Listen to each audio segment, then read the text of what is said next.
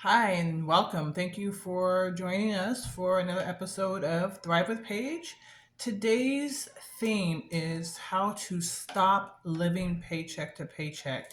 Now, as someone who's been in the financial services industry since my 20s and done a whole lot of financial planning for people that make good money, I'm trying to tell you guys, people make good money and still live paycheck to paycheck, make over six figures, live in those nice houses. They're still living paycheck to paycheck.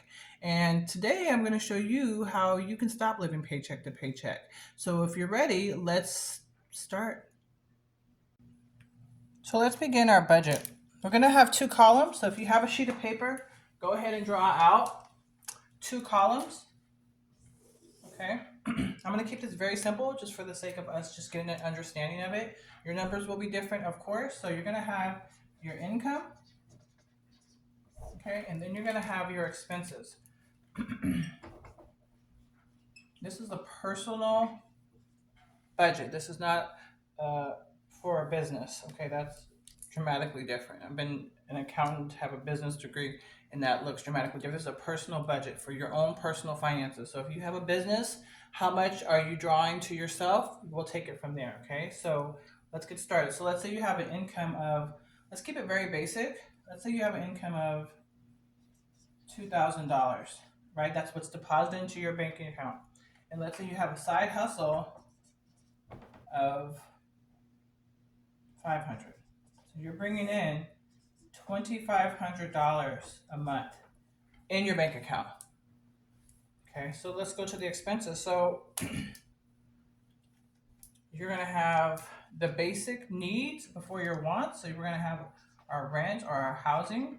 And there's a rule to this, which is a 30-20-20 rule, where you want to have your rent or your mortgage be 30% of your income.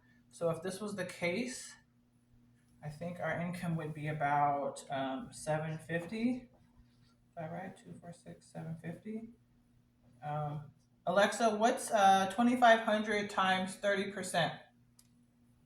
2,500 times 30% is 750. I was right. Anyhow, that's not realistic. Okay, it's not realistic. I live in California, so it's not realistic. But that doesn't mean that we're not going to save money. Okay, so let's say our rent is I'm going to say our rent is $1,500, and that seems really high. But I know rents even uh, that are that high in local areas. This is the basic rent right now. It's about 1,500, so we can't really do this right now.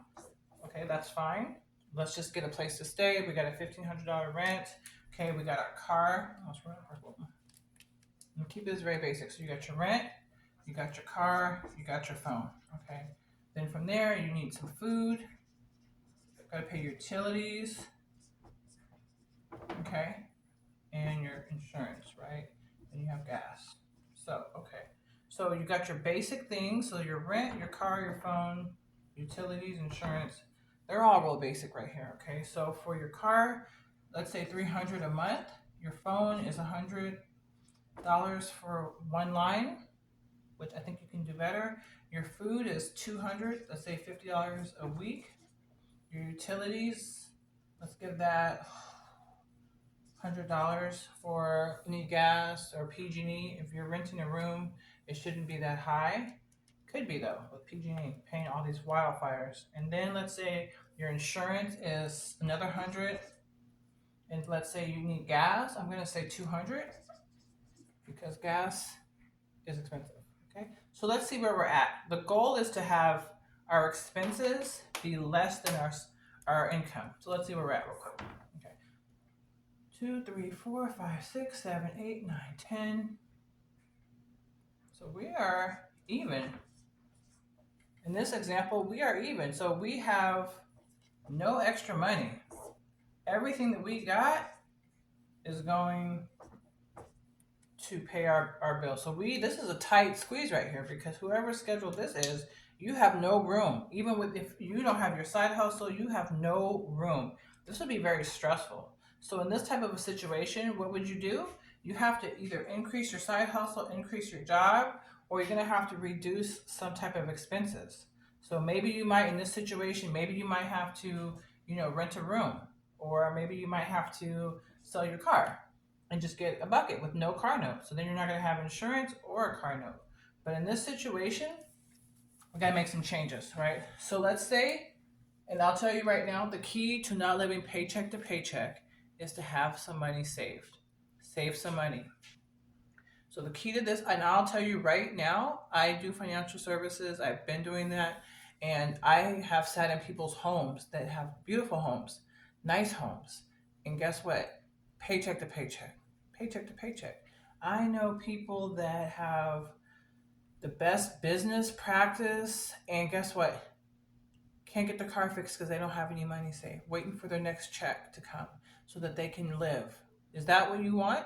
Okay, so if this is your situation, if you're even, or even if you were above, okay, you're gonna have to do some more side hustling. So this side hustle would not be enough. You would need to make an additional $500. So let's say $1,000. So you either need to work more hours, you need to be more efficient, you need to pick up some babysitting, some lawn mowing, something, okay? Because we need some extra money. So let's say we got an extra $500 now. So but see, here's the point. Now you know your number. So now you know, oh, this is why I can't go out and hang out. There's a lot of things in here that we haven't even included. Like if you like to go out to dinner, or you like to go out with your friends or go to the club, there's nothing there. Okay? But this whole entire thing predicates on the fact that you want better. And sometimes when you want better, you have to just say no. No, I can't go. No, I'll have to see you next time. Okay? Till you get this thing figured out. Instead of going out, we're going to work. Okay? So you might have to do that if your budget comes out to where you're even, or if you have more expenses. If this number was 3,000 and you only bring in 25, so you would be negative 500. If that was the case, you can't even listen to this. You need to be at a job right now. You can listen while you work, whistle while you work, and listen while you work. But anyway, let me give you just a few little tips real quick about once you get this shored up. Okay, so maybe you got to babysit, maybe your weekends are not free anymore. I worked a lot of times when I was younger, 2, 3 jobs. One time I had like 3 jobs at the same time because I didn't do this, okay, when I was younger. I didn't want to. I thought I could out earn my stupidity by doing side hustles. Oh, I can make it up. I'll overspend here and then I'll make it up by working somewhere because there's always more work. That gets very tiring, okay? I've cut that out and have been just wonderful. So I just remember that you can't really out earn your stupidity. It's better to get it in check, and you're going to have a much more freeing life in terms of financials. And so if that's what you want, this is it. So I'm going to give you a few things. Once you get some money, I would even start out with, if you, for some reason, get a raise, or you get a bonus, or you get a tip, or something like that. What you're going to do first, though, is you're going to find a bank, right? You're going to find a bank that's not local, because you don't want to go in there because you're broke and say, I need my $20 back out. You want to find a bank that's not local. Sally Mae has a high interest savings account.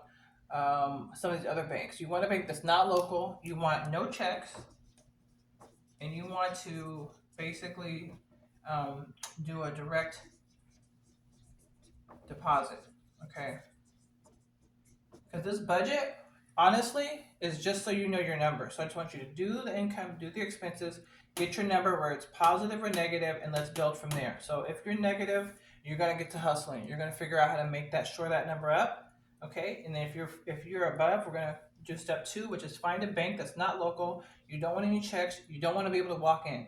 Okay, set up a direct deposit. That's gonna take probably about a month or so, because you're gonna need to find a bank, enroll, set up a profile. Then you're going to need to get your the little deposits that they make into your account. You're going to need to get that. So it's going to take maybe a week or so. So give yourself some time to set up this program, this process. And so this is like month 1.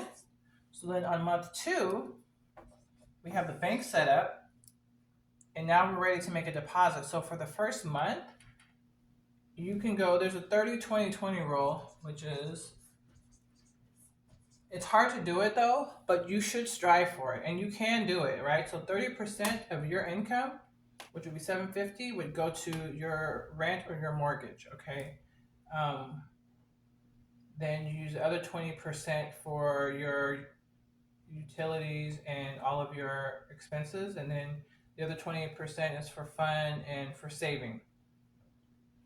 But at this point, we're just saving because we don't have enough fun right now. We got to get this done, right? Because if you do not get your budget together as this world turns and something happens, you're out.